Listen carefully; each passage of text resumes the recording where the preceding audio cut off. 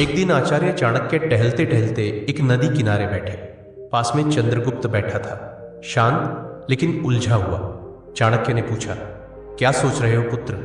चंद्रगुप्त बोला, गुरुदेव, क्या हर बात दिल में रखना ठीक होता है?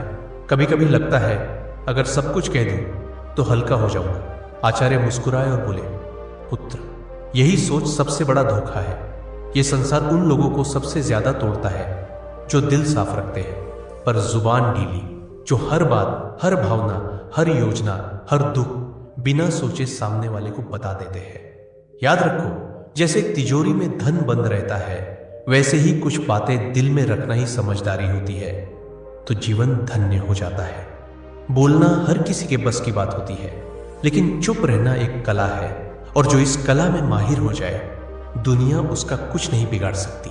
आचार्य ने गहरी सांस लेते हुए कहा, आज मैं तुम्हें वो 7 बातें बताऊंगा जो चाहे कोई कितना भी अपना लगे, उन्हें कभी किसी से नहीं बताना चाहिए, क्योंकि अगर ये बातें बाहर आ गई तो दुनिया तुम्हें तुम्हारे ही शब्दों से हराएगी। तो चलो मैं तुम्हें बताता हूं वो 7 गुप्त बातें, जिन्हें अगर तुमने छुपा लिया तो जिंदगी में परेशानी दूर दूर तक भटकती भी नजर नहीं आएगी। पहली बात, घर परिवार की समस्याएं किसी को मत बताओ। आचार्य चाणक्य ने कहा, जीवन की सबसे पहली नीति यही है कि अपने घर की परेशानियां कभी भी बाहर वालों को मत बताओ। चाहे झगड़ा हो, मतभेद हो या कोई निजी तकलीफ, उसे घर के बाहर जाहिर मत करो। एक बार एक शिष्य रोता हुआ आया और बोला, गुरुदेव, मेरे घर में झगड़ा हुआ, पिताजी मां पर चिल्ला रहे थे और भाई गुस्से में घर छोड़ गया। मैंने ये बात अपने दोस्तों को बता दी। चाणक्य ने गंभीर स्वर में कहा, पुत्र, जब तुम अपने घर की दरारें बाहर दिखाते हो तो लोग उन्हें जोड़ने नहीं और अधिक फाड़ने लगते हैं। लोग करुणा नहीं, कथा चाहते हैं। फिर उन्होंने एक कहानी सुनाई। एक गांव में 2 भाई रोज झगड़ते थे। एक दिन बड़े भाई ने पंचायत में छोटे भाई की बुराई कर दी। नतीजा, पूरे परिवार की इज्जत गिर गई। लोग बच्चों से दूरी बनाने लगे। घर की बात बाहर निकली नहीं कि संबंधों की मर्यादा भस्म हो जाती है, विश्वास चकनाचूर होता है और लोग तुम्हारे दुख को शस्त्र बना लेते हैं। चाणक्य बोले, घर का झगड़ा अगर बाहर गया तो वह घर की नींव डगमगा देता है। संबंध यदि बाहरी दृष्टि में आए तो उनका मान मिट जाता है।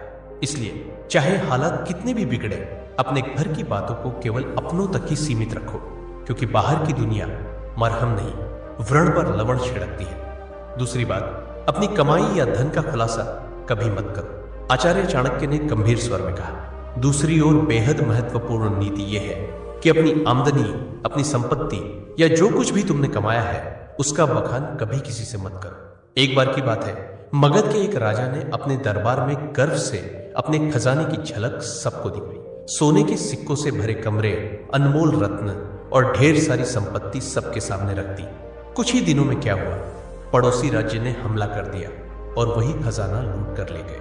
चाणक्य बोले, धन जितना गुप्त हो उतना ही सुरक्षित होता है। उसकी दिखावट करना, अपने आप को चोरों और जलने वालों के सामने खड़ा करना है। फिर उन्होंने शिष्यों से पूछा, पुत्रों, क्या तुमने कभी देखा है कि अमीर लोग अपनी सच्ची कमाई सबको बताते हैं?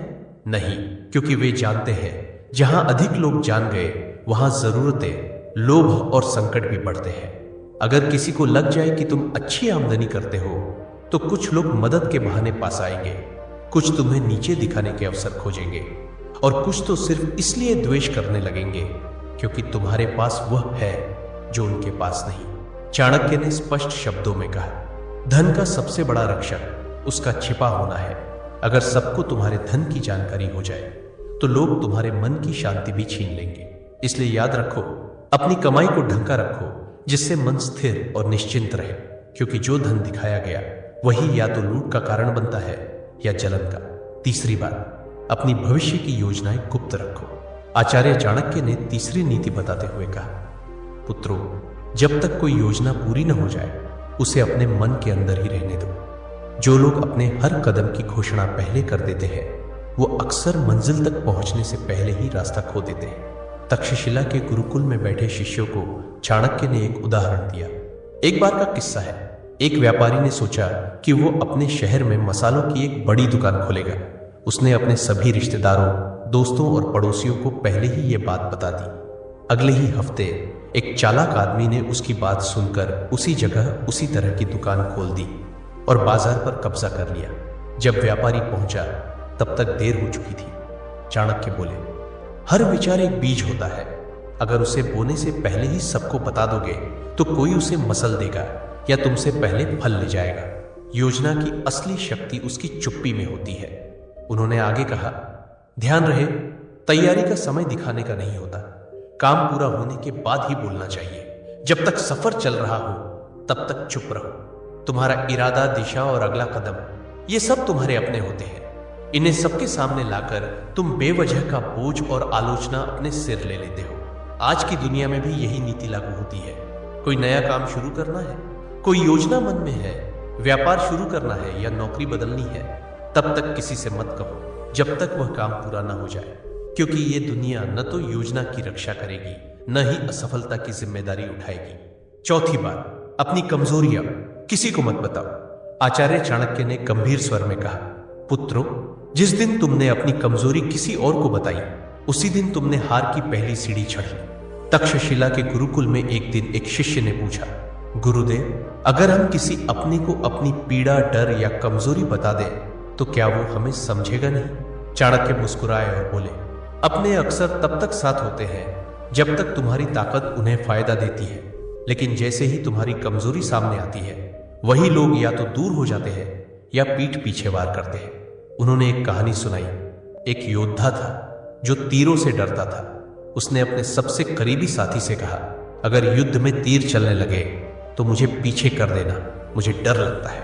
कुछ समय बाद वही साथी शत्रु से जा मिला और युद्ध में सबसे पहले तीर उसी योद्धा की ओर चलवाए, क्योंकि उसे पता था कहां वार करना है, और वह योद्धा बिना लड़े धराशायी हो गया। चाणक्य बोले, कमजोरी तब तक ताकत है जब तक केवल तुम्हें पता हो। जिस दिन वह किसी और को पता चल गई वह तुम्हारे विरुद्ध सबसे तेज अस्त्र बन जाती है।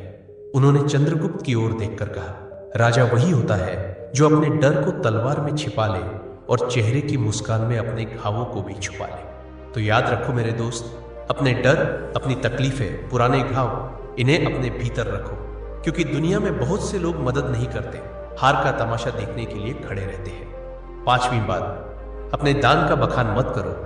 आचार्य चाणक्य मुस्कुराए और बोले, पुत्रों, जो दान जुबान से बोला जाए वो पुण्य नहीं, अहंकार का प्रदर्शन होता है। गुरुकुल में बैठे शिष्यों ने प्रश्न किया, गुरुदेव, अगर हमने किसी गरीब की मदद की, किसी भूखे को भोजन दिया या किसी छात्र को शिक्षा के लिए सहायता दी, तो क्या ये बताना गलत है?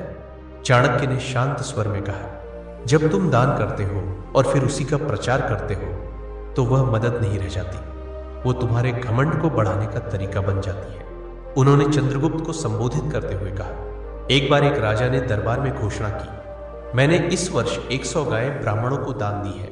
लोगों ने तालियां बजाई, पर उसी रात सपने में उसे एक वृद्ध ब्राह्मण मिला और बोला, राजन, आपने जो दिया वो पुण्य नहीं बना, क्योंकि आपने उसका बखान कर दिया। दान तभी फलदायक होता है जब वह छुपा हो। चाणक्य ने स्पष्ट शब्दों में कहा, दाएं हाथ से दिया गया दान अगर बाएं हाथ को भी पता चल जाए तो वह भी अधिक हो जाता है। फिर उन्होंने एक सूत्र बताया, दान वह दीपक है जो अंधेरे में जलता है, उसे कोई देखे या ना देखे उसका उजाला एक दिन लौट कर आता है। इसलिए मेरे दोस्त, अगर तुमने सच में किसी की मदद की है तो उसे दुनिया को बताने की जरूरत नहीं है। जो सच्चे दिल से दिया गया है वह ऊपर तक पहुंचता है, बाकी सब बस दिखावे की बात है। छठी बात, अपमान और हार की कहानियां कभी मत सुनाओ। आचार्य चाणक्य ने शिष्यों की ओर देखते हुए गहरी बात कही, पुत्रों, जीवन में हर कोई कभी न कभी हारता है, अपमान झेलता है, लेकिन उस हार को बार बार दोहराते रहना खुद अपने जख्मों को उधेड़ने जैसा है। उन्होंने चंद्रगुप्त की ओर देखा और बोले, एक योद्धा ने युद्ध में हार का सामना किया। उसने हर गांव में जाकर कहा, मैं हार गया, मुझे धोखा दिया गया, मेरे साथ अन्याय हुआ।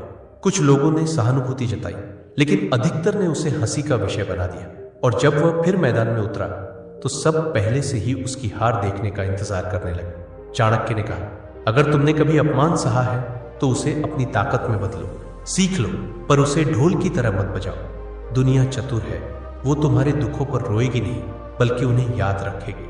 उन्होंने एक सूत्र सुनाया, अपमान को याद मत करो, उसे अपने भीतर शक्ति में बदलो। जब तुम अपने दुख को सबके सामने लाते हो तो वे लोग जो पहले ही तुमसे जलते हैं उसी को तुम्हारे खिलाफ इस्तेमाल करते हैं।